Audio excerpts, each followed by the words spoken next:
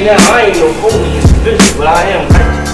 I'm not gonna lie to you, I'm not gonna steal from you, I'm not gonna cheat you. I'm gonna tell you the truth, whether you like it or not. That's it.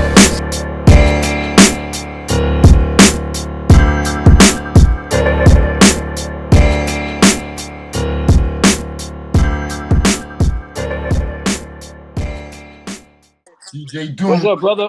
What's good? Now we cooking with gas. There we go. Yeah, it took a minute. I'm a new jack. I'm an OG. I know. I said these old dudes don't be knowing, man. It took me a minute too. You know what I'm saying? What's good? How you been? I'm good, brother. Give me 1 second. Let me lower the TV. All right. I'm sorry about that. Nah, you good.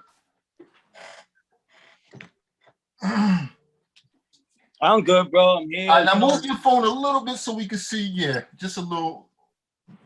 Right, there we go. Good? Yeah, we good, man. Yo, you've been quiet for a minute. I mean, you know what? Because I spoke to like another veteran, because I call y'all veterans, OGs, Fifth Seal. Okay. You familiar with Fifth Seal? Yeah, no doubt. Yeah, veterans, man. You know, and are you still rocking with the SP12? Yes, definitely. I just got the Isla, the S2400. Right. Well, it's been sitting there, man. I still go back to the 12 and the MPCX combo. Okay. So what is it about the 12 that you just won't leave alone? I ain't gonna lie, I've been rocking this since I had the 12 since 93, and it's been with me forever. And I just love it, man. The crunch, the swing on it, just working on it, man. It's like you gotta be very creative to do a full beat without using something else, without using an S950 or anything like that. You only got 2.5 seconds in each bank. You got 4 banks. So you got literally 10 whatever sampling time. So you got to get very creative to do a beat, and I love it because it gets my thought process somewhere else, you know. Right. Because so just even to do a loop takes is just you would just speed that loop up. To do a loop, you still gotta chop it up, man. Like all these drum machines is chopping process that they got, like you press it and chops it and all this bullcrap. Well, with an SP12, you gotta do that all manually. So you gotta pull the like back. Yeah, you gotta chop, truncate, decay. You know, you gotta get the pops out. It's a lot of work, but it's fun. You know, like the same thing my man Blacastan always tells me, like, yo, Doom, you every time I come here, you always playing shit out the SP12. I said, nah. It got like the swing compared to all the other drum machines. You know what I mean? Right. Like I use the MPCX, I use this, I use that, and I always try to get the swing close to the SP, and they don't come close. Right. Even though the X got more sampling time, you could get more creative and all that. But I still go back to the 12, man. I just love it. You know what I mean? I'm used to it. It's hard to get rid of it. Right. Now, do you think that has, because you don't want to get rid of it, do you think that has hindered your career as far as making with the beats and getting out there with other people? Because things is moving faster now. Nah, not really, man. I did a lot of projects, man. I'm working on a lot of stuff right now too. I take some time off the music, like just taking care, you know, spending time with my kids. And I dropped the album recently, like a year and a half ago with Napoleon the Legend. Yeah. I produced everything. All those beats were SP1200 too, you know what I mean? And I just took some time off, man. And then with the COVID, it was hard. I like to work with the MCs in my studio. Right. I'm not into the sending Pro Tools files here and there. It's just annoying to, you know, get the verses linked with the Pro Tools perfectly. Right. So I like to have the MCs come here. Like me and Napoleon, when we did the album, we rocked the whole album here. Me and Blacastan were working on the album. He comes over here. You know, I like to work like that. I like to work together. Like, if certain things I don't like, I'll be like, yo, man, you got to spit that better. Or, yo, I don't like the way that hook. You know, I'm an honest dude. You know what I mean? Right. You're a real producer. I like to work with the artists. I'm not into sending files. If you can't make it, then we set up a studio time close to them and bring the drum machine or whatever. So if you have an artist that you want to work with that lives across the country, how does that work? I mean, do you have? Well, it's hard, man. I never really worked like that before, man. I always try to like get them here or no. You know what? It's hard, man. I never really worked with an artist away from the country. I really work with a lot of artists around the area, Connecticut, Boston, Philly, and stuff like that. But then sometimes you got artists that live over across the country that come down here to work on a project. You know, hit me up, yo, you available? And I'll make it happen. Maybe I'm not, because I know they're not gonna be all the time. Right. So that's how it works, you know? Right. Now, has your production style changed since when you first started, or is it still the same method? Nah, it changed a lot, man. Like, when I first started, man, like a lot of people like, yo, you sound like a Puerto Rican premier. You know what I mean? Like I had that premier P. professor in me. But then little by little, once I started, you know, you start getting your own sound. You know what I mean? You start, you get a sound after a while. Like you start branching off and start doing you know? Right. Like I got like my way of working. Like even though I could chop and all that, but I try to make my chops sound like a loop. Right. I do ghost notes. Like ghost notes. A lot of people don't do that. A lot of people do beats and it sounds very choppy. You know what I mean? Yeah. I like to have ghost notes in between to make it sound like a loop. Right. Right. Something that I've been doing for a long time now. So are you chopping up one record or are you chopping up different records? Nah, different, man. Like I could get a bass line from one record, get a trumpet from another record, I could get a staff from another record, and then just gel it together. And how do you make it make sense? Huh? How do you make it all make sense and seamless? Oh, it's easy, man. Cause what I do was I use the MPC-X as a sketch pad. Right. Like let's say I did the drums already on the like I do a skeleton drums on the SP1200. Simple. Boom, back, boom. Then let's say I'm digging through the records. Oh shit, this bass line sounds crazy. I could filter it. You know, already going through my thought process. Right. So let me filter this bass. I like this bass line right here. Definitely got to mess with this. I'll sample it, filter it to the S950, dump it on the SP12. I got the bass line rocking. Then I just keep looking for like stabs. Like, oh, this trumpet sounds crazy right here. I could chop it with this. I put it on the O and the X. It's just like a sketch pad. I got each sound. Boom, boom. Okay, I could use this. Then what I do is, like I'll play the bass line with the drums on the SP1200, right? And then I just go through certain sounds. I like this trumpet. Let me see how it sounds on this. All right, let me slow it down to this. Boom, let me pitch it. Boom. Oh, that's perfect right there. And I just keep adding. It's like if I have a musician here, but with records. So making a beat is a process for you then. This is it takes a minute then. Yeah, I like it though, man. It's fun. That's why I love it, because at the end of the day, like some people be like, yo, I found that sample you using, but where's the bass line come from? Or yo, I heard this. Yo, that trumpet. Where you got the trumpet? I don't hear it on the record. Right. You know what I mean? So are you e-digging or it's all strictly vinyl? You just haven't changed vinyl? Nah, man, I dig, bro. Like I be honest with you, family went away on vacation and I've been hitting spots, man. I came home, when was it? On Thursday with 200 records I picked up from thrift shops. Remember people like out here in New York, like you little thrift shops, Salvation Army, they don't know. Right. So they could go and be like, yo, how much you want for this 100 records without sleeves? I'll give you $10. You take it? Oh, I take it, bro. You know? Right. And I got a lot of records that without sleeves. I don't care, man. I just keep digging. If I like the record, I sample. Then I put a sleeve on and put a sticker. Oh, this is this beat. In case I gotta get sample clearance or something like that. Right. So when it comes to digging, like, are you a dollar crate digger or will you spend astronomical amount of money on records? Nah, man, dollar bin. Yes.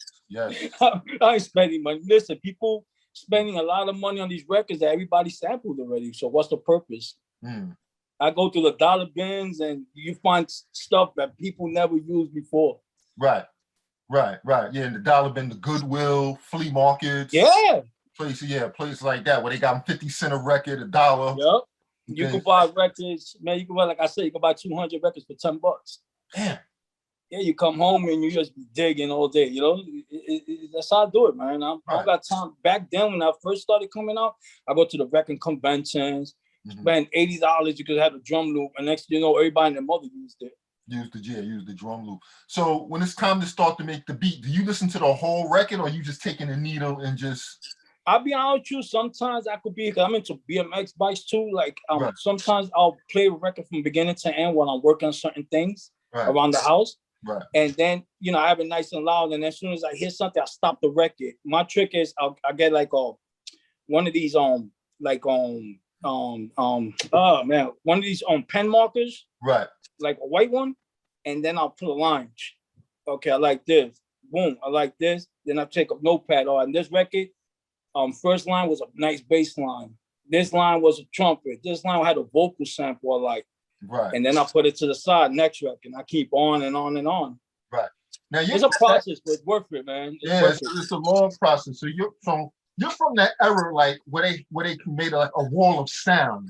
You know, nowadays it's just one sample, they chop it, put the drums on it. But you're from like that Public Enemy era where it was like all these different sounds and coming in and out and switching up and things like that. It just gotta make sense. At the end of the day, if you got the ear, you remember, man, drum machines don't got soul, man. So it's up to you. You know? Right. So now that's a whole different era. Are you dealing with sample clearances now, or?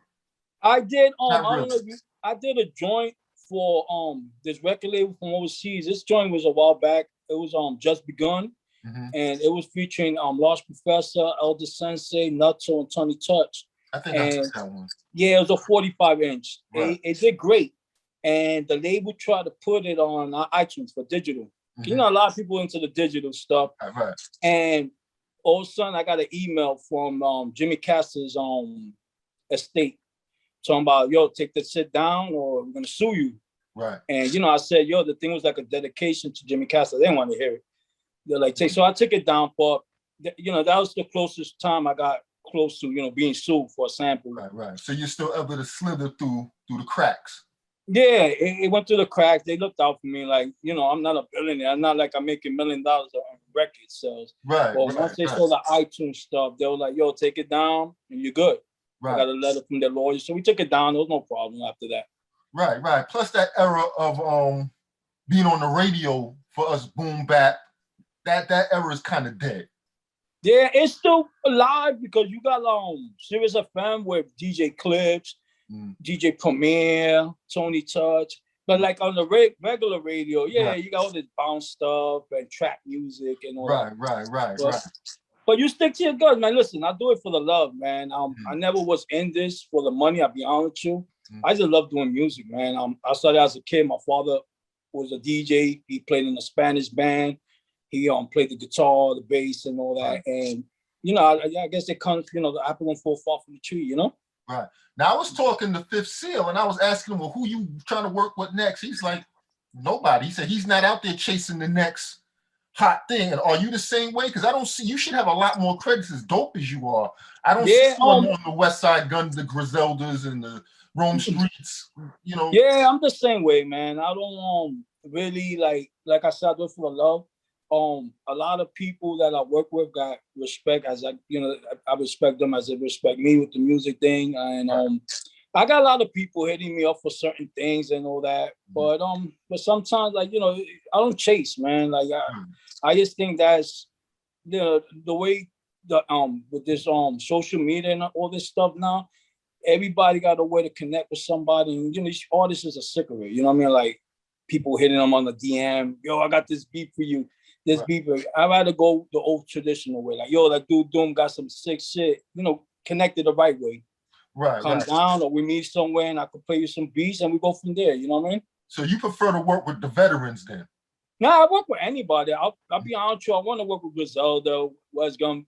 I got a joint with Benny the Butcher and shit like that. But like I said, man, it's just work until the shit is on paper or on the album, then I start promoting it. You know what I mean? I did a lot of work with a lot of artists that the album didn't go nowhere or pushed back 10 years, you know what I mean? And I fall back, I be quiet now.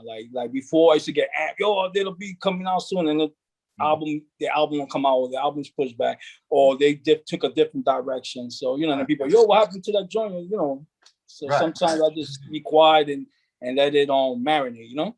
Right.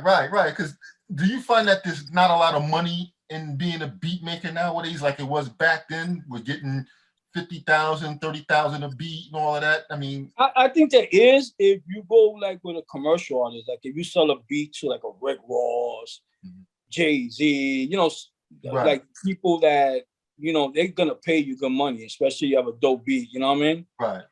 So but I think there's money out there, but like independently, like with all these underground artists and all that, it's hard. Like sometimes you could do stuff for the love, you know what I mean?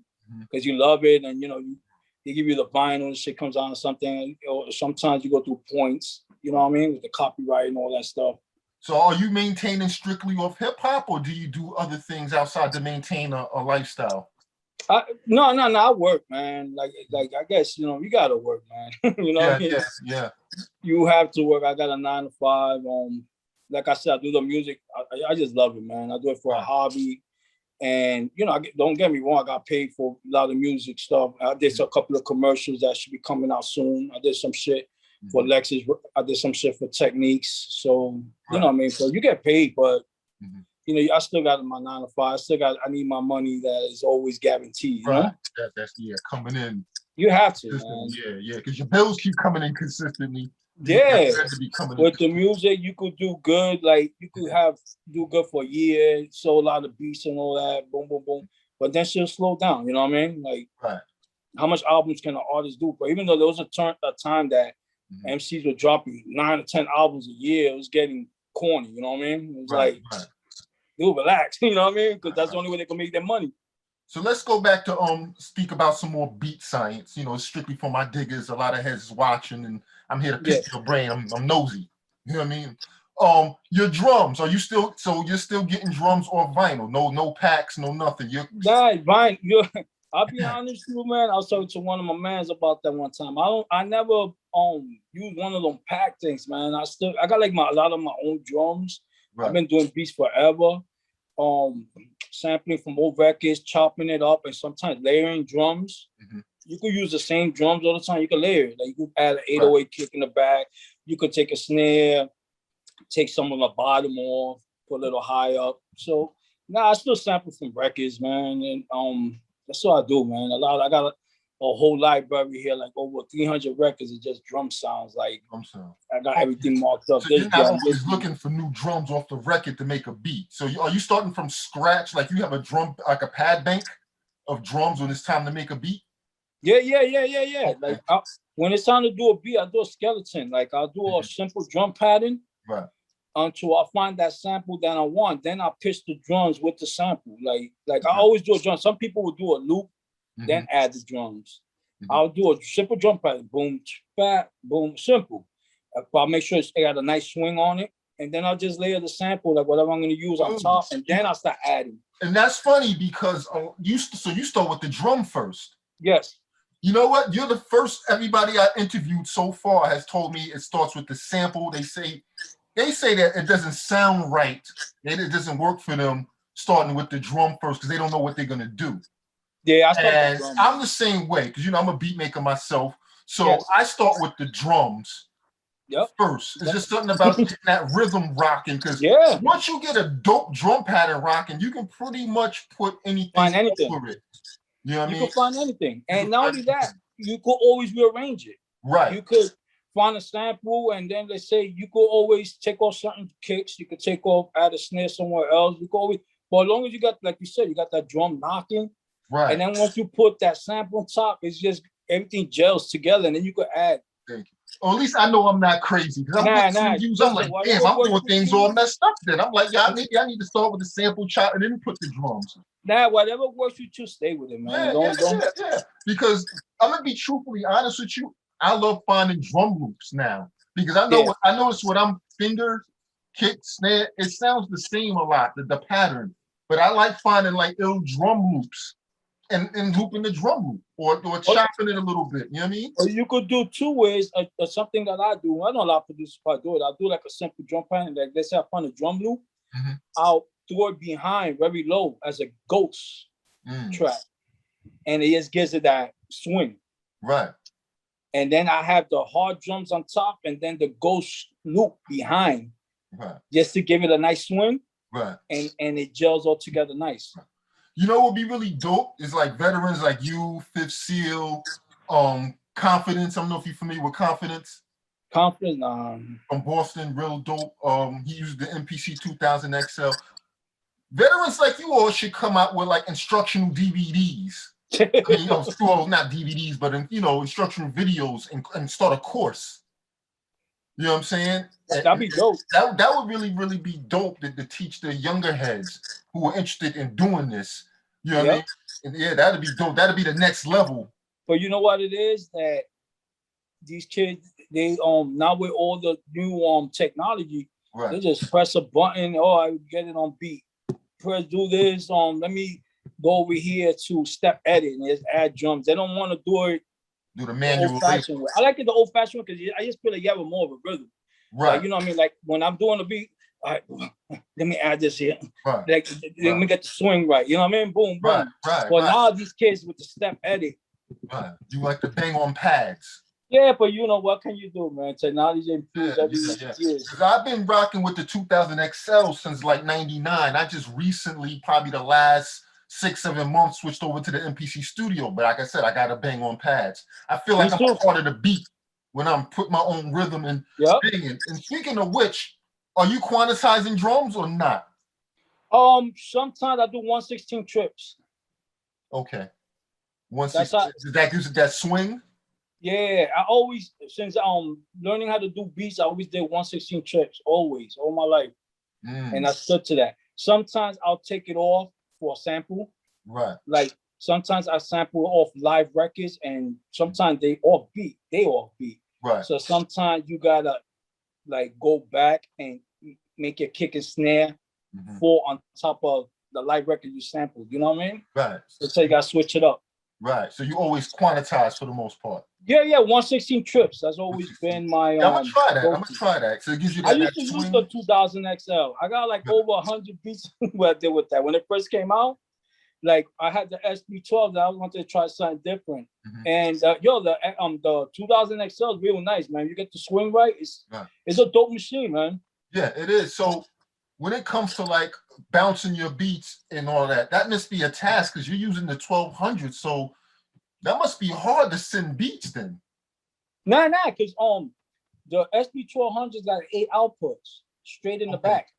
So I just run it through my Pro Tools and just play, record, and bang. Because remember, with an SP1200, you have to like let's say like all my chops I put on one channel.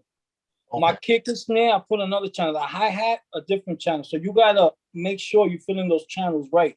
Right. So when you dump it, it goes in perfectly. I never had an issue, man. Never. Okay, cool. Because I'm like, all right, so you're not using a track board or nothing like that. You all got Pro Tools. Cool. Yeah, I got the Pro Tools. I got a My D.I.G.G.A.Z M32 digital board. Right. Which I had technical difficulty. I'll be honest with you, I haven't dumped a beat in a while. Like I said, I took a break and I updated the new software. Right. And it just threw my shit all out of sync, but I'm getting it now. I got everything almost locked up. So you call yourself DJ Doom. So I take you were a DJ first. Yes. Okay. Since a little kid, I was a graffiti writer first. Okay.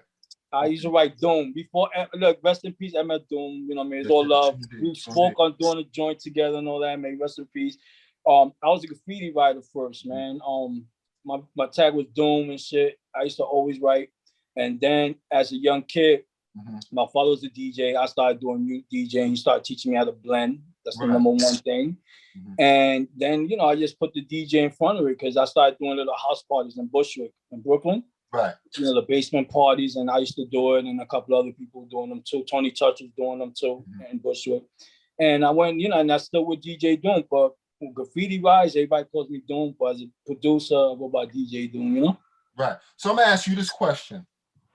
Who makes better beats? The DJ / beat maker or the rapper or MC / beat maker? Who do you think? The DJ, man. I think the DJ, man. We got the ear, man. Right. Yeah. You gotta. I hear sometimes a lot of kids coming up doing music, man. A lot of their stuff sounds sloppy, man, off beat or sounds mechanical and stuff like that. Right. And it's harder, man, because I got a couple of friends of mine that went straight into beat making, and to this day, 4 or 5 years later, they still don't got it down pat. You know what I mean? Like they still. Right. You could tell they still don't got the ear for it. I think as a DJ, you learn how to mix, you learn how to blend, you know how to put a record together, throw the acapella on beat over the instrumental. Right. I don't know. For me, it's just my preference. Right. And another argument, MC / beat maker would say, well, hey, I'm an MC, so I know what I want to rhyme to. Yeah. So that's another argument. Yeah, man. Let me see who's a dope MC that does beats. I'm trying to think now. Yeah, who is dope? Yeah, it's hard. Yeah, I can't think of offhand. Not offhand, because Diamond D was a DJ. You Yeah, know, he's a Joe DJ. Biz was a DJ. Yeah, Law Finesse too. Law Finesse. I think Lost Professor, he DJs too, right? Lost Professor. Yeah, I think they all started all DJs. DJ Premier, of course. Yeah. You know what I mean? All of that. So The icons. yeah, the icons. Yeah. Oh, Pete Rock, DJ. Pete Rock. Yeah, He's killing it right now, man. All the dopest ones were Yes. DJs first. I mean, of course you had Kanye. Kanye, You know, yeah. he was a MC slash. And he was doing his sample based stuff. Mm-hmm. Even though I think he's still, I haven't heard of Kanye in a long time. Yeah, So when it comes to your beats, your BPMs, what range are you sticking with? I'll be honest, try to stay on the fastest BPMs. I try to stay 93. 93. No higher than 93. 93 beats per minute. But I go from there down. I got a couple of beats that are like 85 beats per minute, but they sound up tempo because the way I chop them up, the way I put it together. Right. It depends, man. Like I don't really do too much quick beats because a lot of MCs don't really like it, man. Like you do a lot of quick beats and you play them, and it's like, oh, it's too quick for my flow, or yeah, I could hear this girl singing on that, or you know what I mean? Like they like it like 93 and down. Right. I noticed that since doing music. Yeah, I noticed nowadays the beats have gotten slower, Some guys I spoke to, they say their beats be between like 75, 87, 89. Yeah. It depends, man. Like you could find a sample that needs to be 98 beats per minute, but you could make it sound slow. Okay. You know what I mean? Like sometimes I found a sample that I flipped a while ago from the Steve Miller Band, and the joint, I slowed it down. I was like, man, it sounds corny. Like, I like the way it sounds quick. You know what I mean? I liked it. Right. And the shit was like 99.9 beats per minute. And I chopped it up, filtered the bass line, did my little ingredients. And yo, the shit sound, when I play it, I'll be like, yo, you'll never believe it's close to 100. It sounds like it's like 89. Yeah, that's crazy. So when you're doing your chops, right? Are you chopping in bunch of pieces, or do you have like 8 pieces? Is there a certain amount of pieces that you chop into when you chop? It depends the sample. Like if the sample sounds crazy, like I could take like if I'm, let's say I just want a beat, I mean a sample, right? Right. The beginning is like dun dun dun dun, and then some corny shit comes out of blah, blah, blah, blah, and then later on dun, dun, dun. So then I just chop it, dun dun dun dun, and get the other piece. Dun, dun, dun, dun, dun, dun. I fuck with it. Like I'll add I'll take the beginning, the dun, chop it off, and then when it comes back again, I make it go dun dun dun dun dun dun dun. You know what I mean? Every 4 bars, I'll switch it up and make it sound like a loop. Right. So how do you make it all fit? Like each piece has to be the same tempo. How do you make it fit? Because one piece could be a little too short and doesn't really connect with it when it's looping correct. You could do like I said, you could do a ghost note. What you could do is, like, let's say the sample that's short, right? You could take the end of it, put it on a different pad, put a delay. Okay. So like let's say you just did a sample, like you just did a beat, and it's and then the other sample comes in like 2 seconds later. Right. You could just take that chop you took, right? And you could go and throw it on top. You know, and then you could add something to fill it in, make it sound like a loop. Oh wow! I had no idea. If you listen, there's this record I did with Blacastan and OC called Deep Breath. Yeah. If you listen to that sample, man, there's a lot of people think it's a straight loop, man. But if you listen to it, because people be bugging, they're like, yo, how you got this like this? Because I never heard this version. It's not that it's a version. I chopped it up, added ghost notes, and filled in all the spaces and made it sound like a loop. Wow. You know what I mean? Like if I play the beat from the SP to 100 and you come here, you hit each pad, you're gonna be like, dun, dun, dun, dun, dun. It's like all chopped up in different banks. But I put it all together, make it sound like a full loop. Right. So when you're chopping these records, you're actually just pulling back each little sound, pulling it back and catching it when you're sampling it, sampling in it. Correct? Yeah. And you add ghost notes. You got like trails at the end of each note to make it fill in. Like let's say you did a beat and it sounds too choppy. Right. You could even you could take the end of that sample, chop it, like take that last piece of the sample, put on a different pad, add a delay, or you could do it with your fingers with the 16 pads and fill it in. You know what I mean? It's harder to explain that you hear yeah. See, that's why you need to come out with an instructional video. Courses, man. That'd be dope, man. Really, that'd be like the next level for you veterans, because you know. Definitely, man. I got my son who's 5 years old. Right. I'm already teaching him how to do beats, man. Like people think that, you know, I'm teaching him, man. He wants to learn, you know what I mean? Right. Yeah, you dropped a wealth of jewels in this right now. They're gonna love this OG. Nah, definitely, man. Like I don't got listen, man. If it could help somebody else and improve somebody else's production status, why not, man? I had my little shine, and not only that, I'm still doing work. I got a lot of projects coming up. All the Blacastan and Doom albums almost done. Mixed by the legendary Eddie Sancho. He mixed the albums. From D&D, right? Yes. He's mixing the album. We got on the album so far, you know, we got Milano, Sadat X, OC. I don't want to give it out too much, but the album's almost done, man. This COVID-19 pushed a lot of things back, you know? It did. You know, the album should have been out, but you know what I mean, at the end of the day, man, now we could come back to the studio and just finish working, you know? Absolutely. So what for beat makers that are coming up now in this genre that you like? Is anybody you're feeling? Now, let me see. Oh man, I mean, who do I like now? Oh, my man, Ice Rocks is dope, man. Ice Rocks, okay. He's dope. My man D.Phase is dope.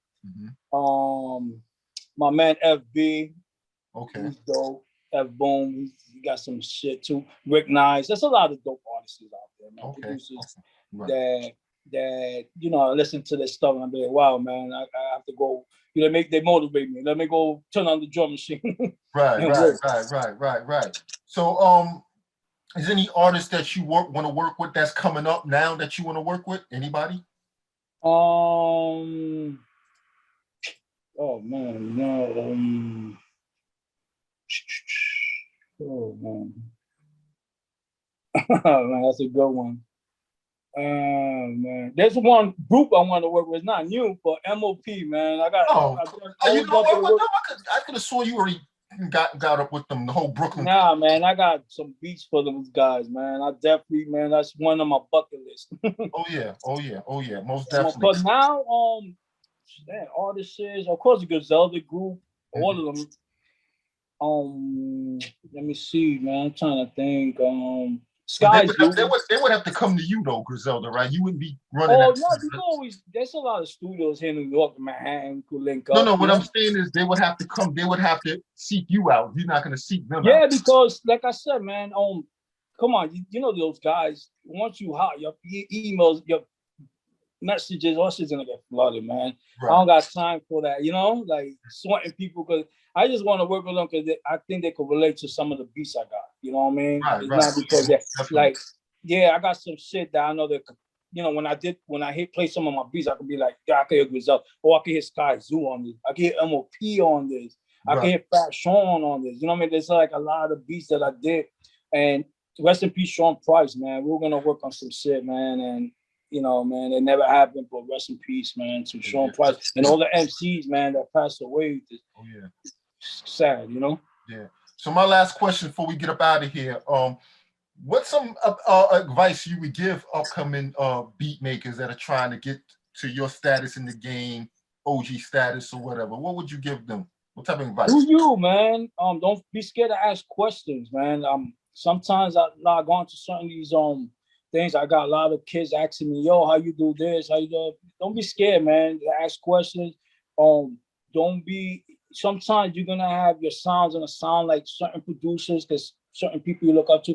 But then keep going, because later on, trust me, you're gonna have your own signature sound. Just keep working, man. Forget about people saying that you wag or yo, your drum sound like this, your sample sound like. Just keep working at it, man. It's a craft. It's gonna take, you know, it's a craft. It takes a while. But the harder you try at it, man, the better you get. Thank you. Yo, you definitely dropped that OG wisdom. That's why this is called Strictly for My Diggers, because not only is it to celebrate sample-based, you know, lo-fi boom bap producers, but it's also for you to all give back that knowledge to up-and-coming heads that's watching us, that want to be in your position, that want that status like that want to get nice with the beats. You know, Yep. So this platform is strictly for my diggers. It's strictly for beat makers. It's to celebrate us, because a lot of times we get the short end of the stick. You know, we're not celebrated. You know, you've been doing this for a while now, so now a lot of people, when they see DJ Doom, when they watch this, they can, you know, put a face to the name. No, definitely, and thank you, man, for No problem. doing this, man. Appreciate you. Definitely. I'm putting the beat maker first. I want to make the beat maker the superstar. You know what I mean?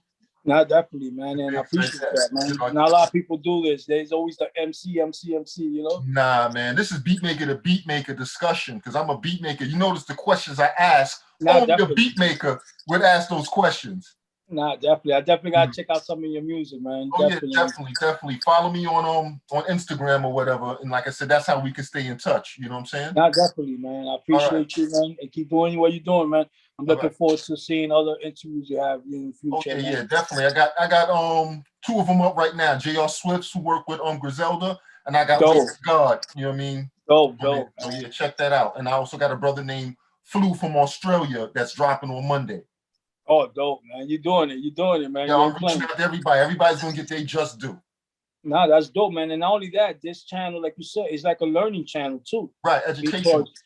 You all these producers got different techniques, and you know, up and coming producers can watch this and be like, oh, I didn't know you could do this. Oh, let me try that. And then, oh shit, now I know how to put this, and we go. Right, absolutely. So they're learning the beat science, and they're learning how to maneuver through the industry. Yeah. Things like that, you know, and seeing, you know, with you know, because are you familiar with Vanderslice? Yes, Vanderslice. Vanderslice kept it all the way funky. He was like, listen, there's not a lot of money in this. A lot of these dudes that's saying they surviving off hip hop like this. Yeah. He said a lot of them either they living with their mom or they got like 3 roommates. Yeah, nice. Independent beat maker. He said, you know, there's not a lot. You gotta love this. Yeah, like I told you from the beginning, I do it for the love, and I got the 9 to 5, man. I don't count on this, man. Right, absolutely. You'll be homeless trying to count on this. Nah, definitely, man. You gotta have this is for me, this is like I said, it's just a hobby, something I love doing, and I make money. I don't, for as long as I just keep doing it and loving it and still working my 9 to 5, putting food on the table, that's all that matters to me, you know? There you go. Salute, my brother. Thank you so much. Thank you, bro. I appreciate you, man. I can't wait to see what you did with this. All right. That's what it is. All right, brother. Bless, man. Peace. Bless, bro. I'm